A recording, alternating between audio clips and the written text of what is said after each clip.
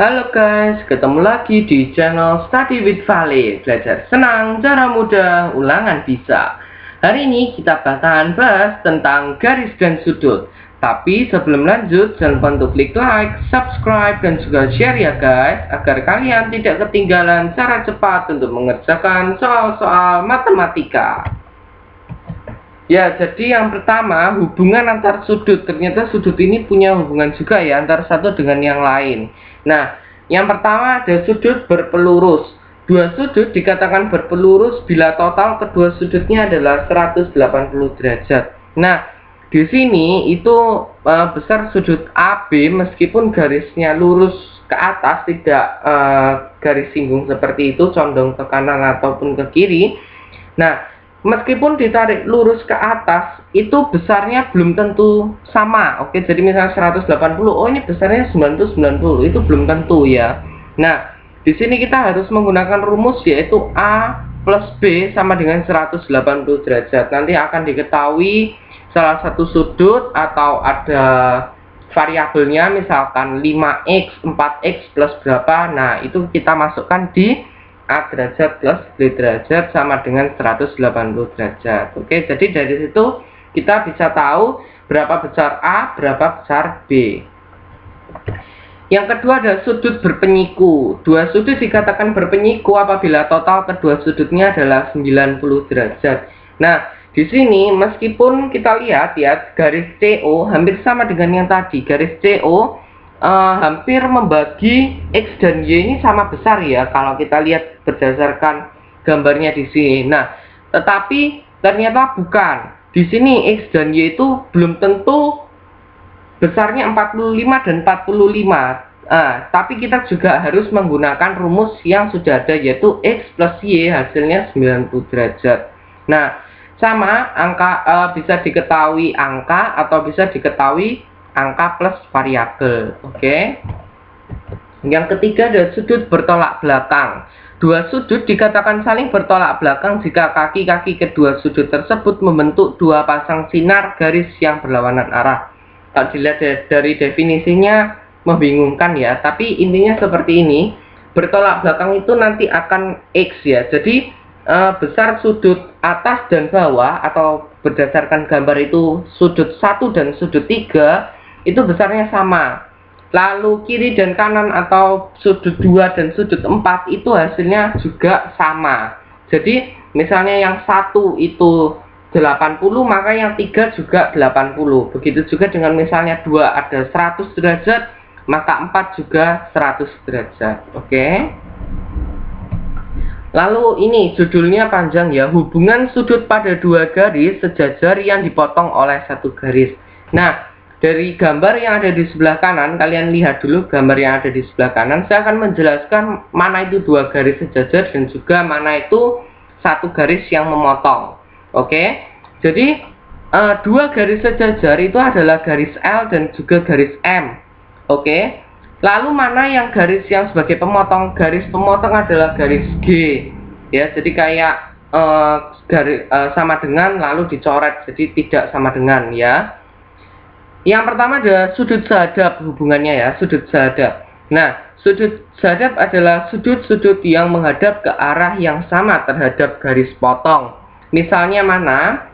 Ada sudut A1 sama dengan sudut B1, sudut A2 sama dengan sudut B2, sudut A3 sama dengan sudut B3, sudut A4 sama dengan sudut B4.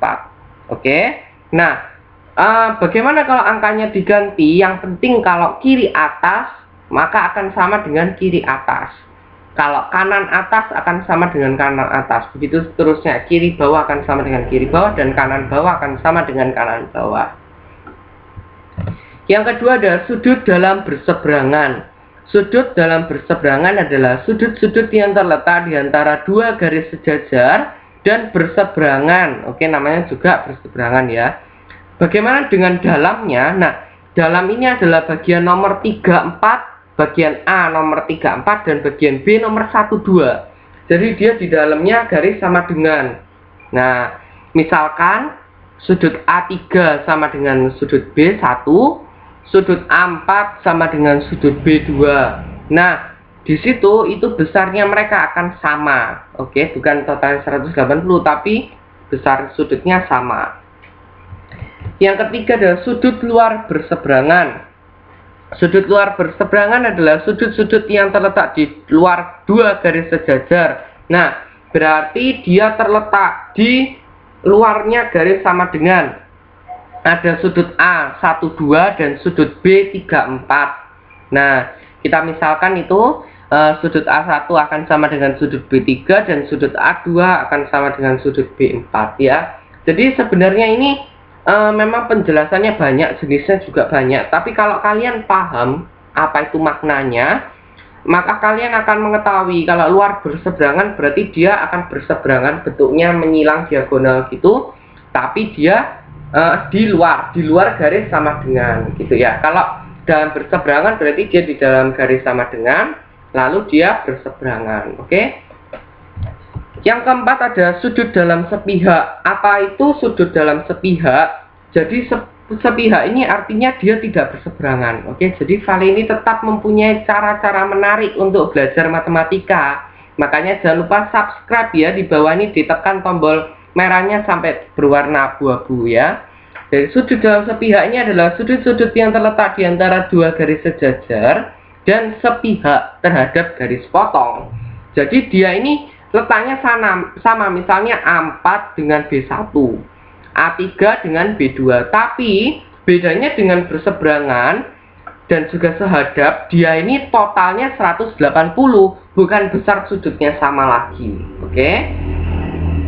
Yang kelima, bedanya ini di luar. Sekarang sudut luar sepihak itu artinya adalah sudut-sudut yang terletak di luar garis dua sejajar dan sepihak terhadap garis potong.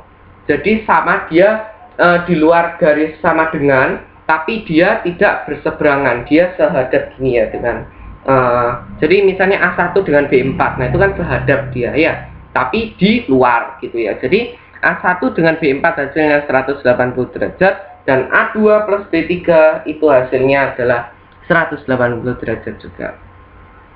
Untuk lebih memahami antara penyiku dan juga berpelurus, kita coba kerjakan contoh soalnya ini ya. Nah, perhatikan gambar berikut. Sudut PRS itu besarnya 3x ya, ada variabel x-nya di situ. Lalu SRQ besarnya adalah 5x plus 20. Maka besar sudut SRQ adalah, kita ke pembahasannya, sudut SRP itu 3x, lalu sudut SRQ 5x plus 20. Nah, di sini karena membentuk sudut 180, maka total dari kedua sudutnya adalah 180 derajat. Maka kita tulis 3x plus 5x plus 20, hasilnya 180. Kita pindahkan 20-nya menjadi 180 minus 20, hasilnya 160. Kita bagi dengan 8, hasilnya adalah 20. Maka x-nya adalah 20 derajat. Ini kurang ya, karena tadi yang ditanya adalah sudut SRQ, maka kita tinggal 20 kita kali dengan 5, hasilnya 100, lalu kita tambah 20, hasilnya adalah 120. Oke. Kalau kita mau membuktikan apakah itu totalnya 180, kita cuma tinggal menjumlahkan dengan 3x-nya ini ya. 3 kali 20 hasilnya 60. 120 tambah 60 hasilnya adalah 180 derajat. Berarti betul soalnya ya. Jawaban kita juga betul tapi. Contoh soal yang kedua, itu perhatikan gambar lagi. Di situ sudut AQC adalah 6x plus 4, lalu CQB itu besarnya 5x plus 9. Perhatikan soalnya ya, besar penyiku ACQ adalah, nah, penyiku berarti berlawanan. Jadi kalau ACQ, maka yang kita cari adalah ACQ. Tapi kalau penyiku ACQ, yang kita cari adalah CQB ya. Kita masukkan dulu yang sudah kita ketahui. Sudut AQC adalah 6x plus 4, sedangkan BQC atau CQB sama aja, itu hasilnya adalah 5x plus 9. Karena garis membentuk sudut 90 derajat, maka total dari kedua sudut adalah 90 derajat. Maka 6x plus 4 kita masukkan keduanya itu, jadi seperti yang di atas ini. Lalu 6 kita tambah dengan 5, hasilnya 11x. 4 kita tambah 9 hasilnya 13, kita pindahkan, maka 90 dikurangi 13 hasilnya 77. Nah, dari situ 11x sama dengan 77, x sama dengan 77 bagi 11 hasilnya 7 derajat. Nah, karena yang ditanyakan adalah pelurus dari AQC, maka yang kita cari adalah BQC. Nah, karena BQC itu 5x plus 9, maka 5 dikali 7 ditambah 9 hasilnya adalah 35 ditambah 9 hasilnya adalah 44 derajat. Ya, begitu saja penjelasan saya tentang garis dan sudut. Mudah kan? Matematika itu tidak ada yang sulit, asalkan belajar dengan valid, kalian pasti paham. Untuk kalian yang belum paham tentang materi matematika yang lain, boleh ditulis di kolom komentar ya, materi yang mana, agar aku bisa bahas di video-video berikutnya. Yang penting jangan lupa untuk subscribe, like, share, dan juga komen sebanyak-banyaknya di channel Study with Vale. Bye-bye.